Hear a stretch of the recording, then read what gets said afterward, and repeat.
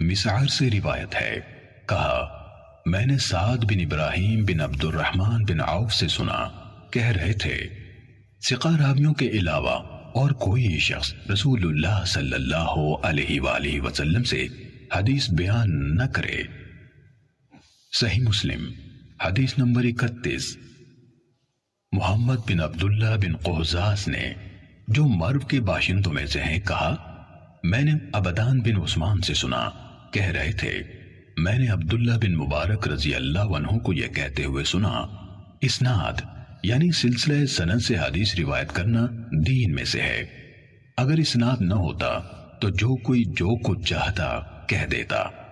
امام مسلم رحمہ اللہ نے کہا اور محمد بن عبداللہ نے کہا مجھے عباس بن ابی رزمہ نے حدیث سنائی، کہا میں نے عبداللہ بن مبارک کو یہ کہتے ہوئے سنا، ہمارے اور لوگوں کے درمیان فیصلہ کن چیز بیان کی جانے والی خبروں کے پاؤں یعنی سندیں ہیں، جن پر روایات اس طرح کھڑی ہوتی ہیں جس طرح جاندار اپنے پاؤں پر کھڑے ہوتے ہیں۔ محمد بن عبداللہ بن قہزاز نے کہا میں نے ابو اسحاق ابراہیم بن عیسیٰ طالقانی سے سنا، کہا میں نے عبداللہ بن مبارک سے کہا ابو عبد الرحمن وہ حدیث کیسی ہے جو ان الفاظ میں آئی ہے، نیکی کے بعد دوسری نیکی یہ ہے کہ تم اپنی نماز کے ساتھ اپنے والدین کے لیے نماز پڑھو اور اپنے روزوں کے ساتھ اپنے والدین کے لیے روزے رکھو۔ کہا عبداللہ بن مبارک نے کہا یہ کس کی سند سے ہے؟ کہا میں نے عرض کی یہ شہاب بن خراش کی بیان کردہ حدیث ہے۔ انہوں نے کہا ثقہ ہے۔ پھر کس سے؟ کہا میں نے عرض کی حجاج بن دینار سے۔ کہا ثقہ ہے۔ پھر کس سے؟ کہا میں نے عرض کی رسول اللہ صلی اللہ علیہ وآلہ وسلم نے فرمایا۔ کہنے لگے ابو اسحاق، حجاج بن دینار اور رسول اللہ صلی اللہ علیہ وسلم کے درمیان کٹھن مسافتیں ہیں جن کو عبور کرتے ہوئے اونٹنیوں کی گردنیں کٹ کر گر جاتی ہیں، لیکن صدقہ میت کے لیے فائدہ مند ہے، اس کے بارے میں کوئی اختلاف نہیں۔ محمد نے کہا میں نے علی بن شقیق سے سنا، کہہ رہے تھے میں نے عبداللہ بن مبارک کو سب کے سامنے یہ کہتے سنا عمر بن ثابت کی روایت کی ہوئی حدیث ترک کر دو، کیونکہ وہ سلف صالحین کو گالیاں دیا کرتا تھا۔ صحیح مسلم حدیث نمبر 32۔ ابو نضر ہاشم بن قاسم نے حدیث بیان کی، کہا ہم سے بحیہ کے مولا ابو عقیل یحییٰ بن متوکل نے حدیث بیان کی، کہا میں قاسم بن عبید اللہ بن عبداللہ بن عمر جن کی والدہ ام عبداللہ بنت قاسم بن محمد بن ابی بکر تھیں اور یحییٰ بن سعید کے پاس بیٹھا ہوا تھا کہ یحییٰ نے قاسم بن عبید اللہ سے کہا جناب ابو محمد، آپ جیسی شخصیت کے لیے یہ عیب ہے، بہت بڑی بات ہے کہ آپ سے اس دین کے کسی معاملے کے بارے میں کچھ پوچھا جائے اور آپ کے پاس اس کے حوالے سے نہ علم ہو نہ کوئی حل، یا یہ الفاظ کہے نہ علم ہو نہ نکلنے کی کوئی راہ۔ تو قاسم نے ان سے کہا کس وجہ سے؟ یحییٰ نے کہا کیونکہ آپ ہدایت کے دو اماموں ابو بکر اور عمر کے فرزند ہیں۔ کہا قاسم اس سے کہنے لگے جس شخص کو اللہ کی طرف سے عقل ملی ہو اس کے نزدیک اس سے بھی بدتر بات یہ ہے کہ میں علم کے بغیر کچھ کہہ دوں یا اس سے روایت کروں جو ثقہ نہ ہو۔ یہ سن کر یحییٰ خاموش ہو گئے اور انہیں کوئی جواب نہیں دیا۔ صحیح مسلم حدیث نمبر 33۔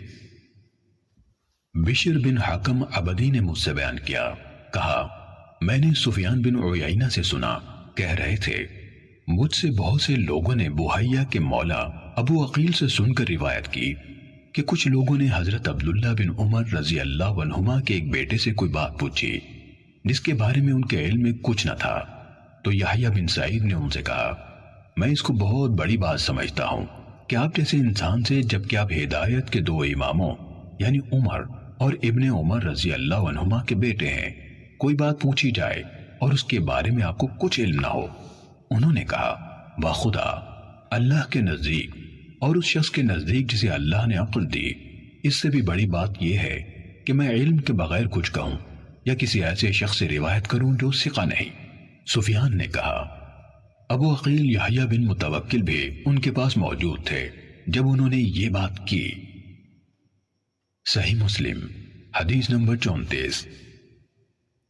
یحییٰ بن سعید نے کہا میں نے سفیان ثوری، شعبہ، مالک اور ابن عیینہ سے ایسے آدمی کے بارے میں پوچھا جو حدیث میں پوری طرح قابل اعتماد یعنی ثقہ نہ ہو۔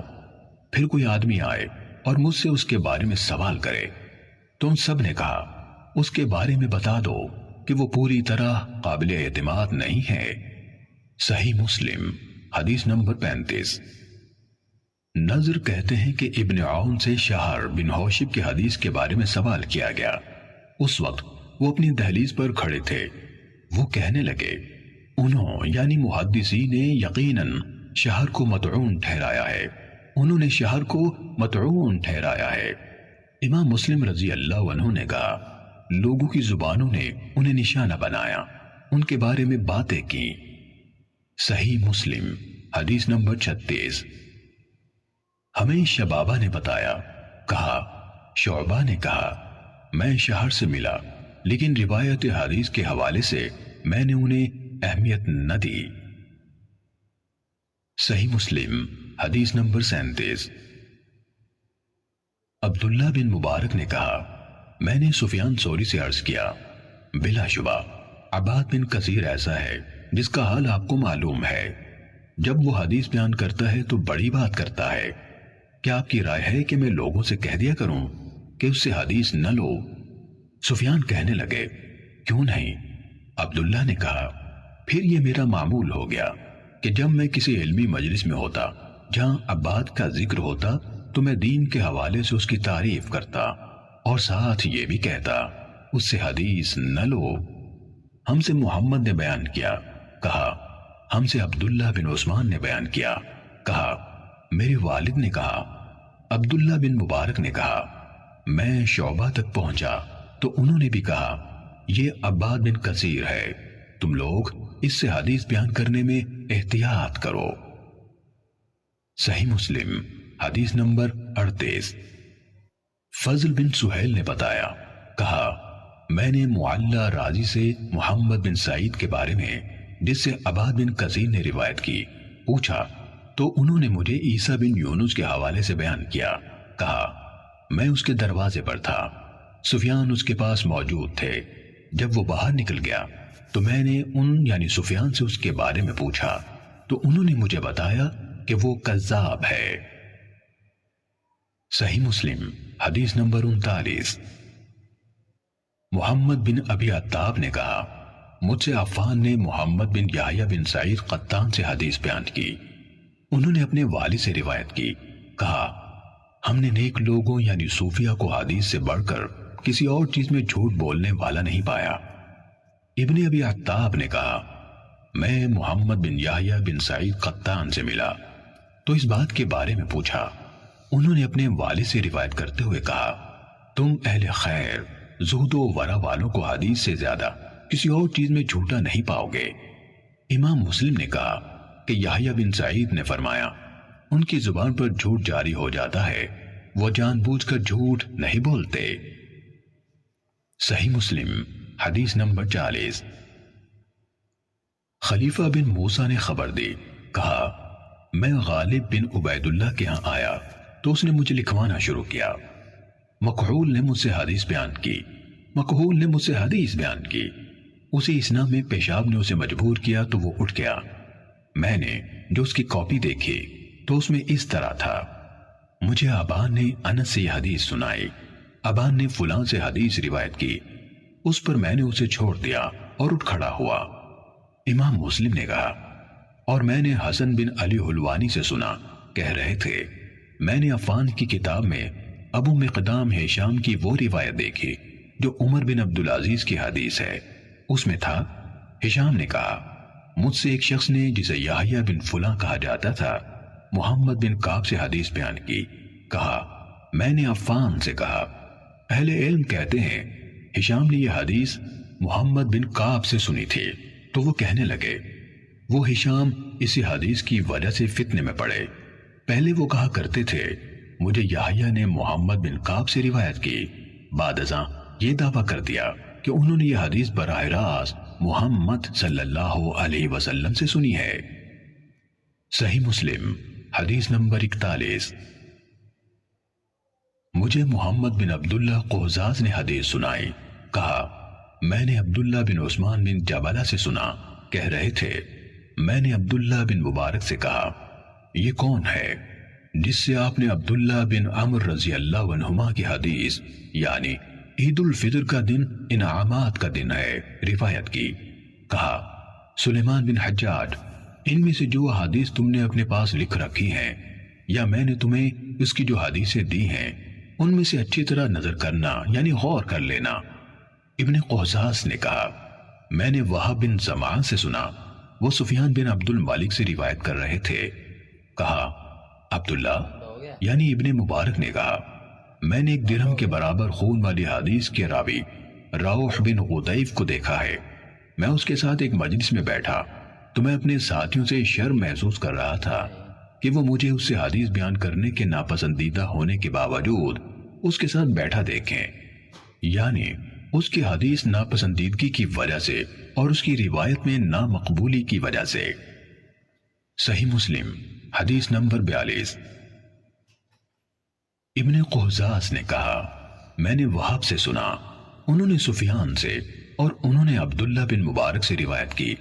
کہا بقیہ زبان کے سچے ہیں لیکن وہ ہر آنے جانے والے علم حدیث میں مہارت رکھنے والے اور نہ رکھنے والے ہر شخص سے حدیث لے لیتے ہیں۔ صحیح مسلم حدیث نمبر 43۔ قتیبہ بن سعید نے جریر سے، انہوں نے مغیرہ سے، انہوں نے شعبی سے روایت کی۔ کہا مجھے حارث اعور حمدانی نے حدیث سنائی اور وہ کذاب تھا۔ صحیح مسلم حدیث نمبر 44۔